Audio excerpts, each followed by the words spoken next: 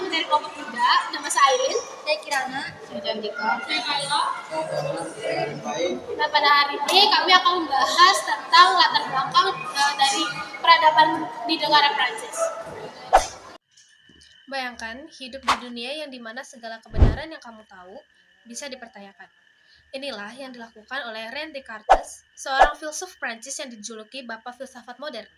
Di abad ke-17, saat Eropa masih diliputi oleh otoritas gereja dan tradisi, Descartes memutuskan untuk meragukan segala hal. Dari keraguannya yang radikal ini, lahir salah satu pernyataan paling terkenal dalam sejarah pemikiran, yaitu cognito ergo sum, yang artinya aku berpikir maka aku ada. Bagi Descartes, ini adalah satu-satunya kebenaran yang tak terbantahkan. Bahkan jika ia meragukan segalanya, fakta bahwa ia bisa meragukan membuktikan bahwa ia ada sebagai sesuatu yang berpikir. Dari titik inilah ia membangun seluruh sistem pengetahuannya. Ia juga terkenal dengan konsep dualisme, yang memisahkan pikiran atau jiwa sebagai substansi yang berpikir dan tubuh sebagai mesin materi yang beroperasi layaknya mesin. Lalu, bagaimana pemikiran ini memengaruhi dunia? Yang pertama, sistem pemerintahan dan budaya. Descartes sendiri tidak banyak menulis soal politik, tapi warisan terbesarnya adalah revolusi cara berpikir. Metode keraguannya mengajarkan orang untuk tidak menerima begitu saja otoritas tradisi, gereja, atau penguasa. Gagasan bahwa setiap individu punya kemampuan untuk menemukan kebenaran melalui akal sendiri menjadi bibit bagi pemikiran demokrasi, hak asasi manusia, dan kebebasan berpikir yang melanda Eropa setelahnya. Ini adalah pukulan telak bagi sistem monarki absolut dan dogmatisme agama. Yang kedua, iptek. Descartes adalah ilmuwan brilian. Dialah penemu geometrik analitik yang kita kenal sebagai sumbu koordinat Cartesius. Bayangkan tanpa ini, tidak ada grafik, tidak ada kalkulus yang maju, dan fisika modern akan tertatih-tatih.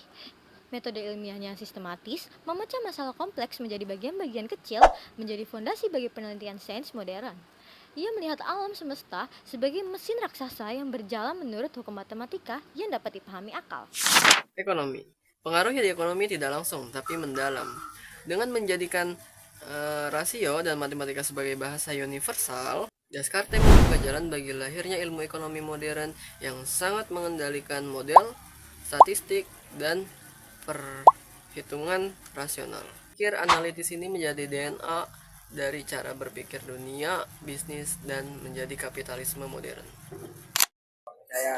Ini yang menarik Descartes adalah seorang Katolik, tapi pemikirannya sering dianggap berbahaya oleh gereja.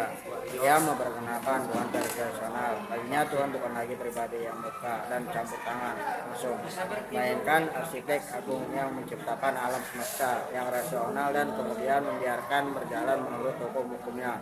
Konsep ini disebut basement dan menjadi jembatan antara iman tradisional dan sains modern. Jadi, begitulah. Seorang pria Prancis yang suka merenung di ruangan hangatnya tidak hanya mengubah filsafat, tapi juga membentuk wajah dunia modern yang kita tinggali sekarang. Dari sains, demokrasi, hingga cara kita memadai diri kita sendiri. Warisannya mengingatkan kita akan kekuatan sebuah pertanyaan sederhana. Apa yang benar-benar bisa saya ketahui? Descartes, aku berpikir maka aku ada.